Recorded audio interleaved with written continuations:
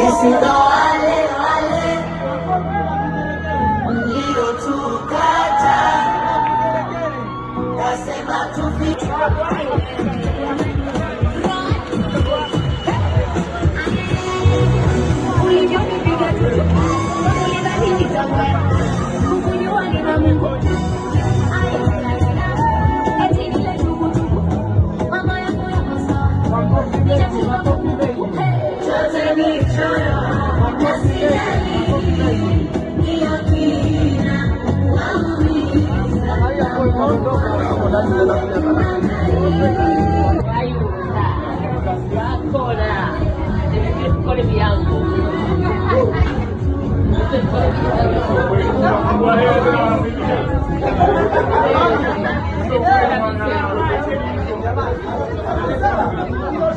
Wenye mabegi mrudi nyuma.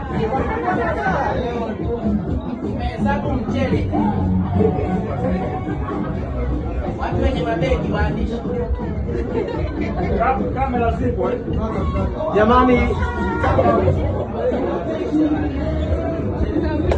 Jamani, karibuni sana.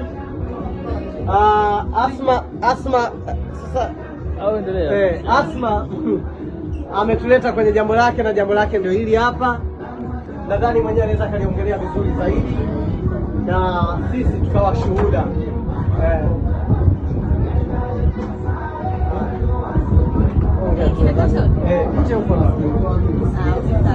Habari tena kwa muda nimechanganyikiwa kidogo, lakini nimefurahi sana.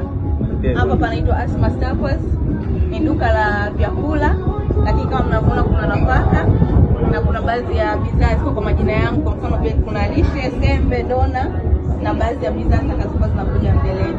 Mimi naomba niwakaribisheni sana Asma Staples. Mungu awabariki sana. Sina cha kuambia, lakini nawashukuruni sana kila mmoja kwa nafasi yake. Mimi naamini shughuli ni watu, na watu mmekuja na mmeniitikia.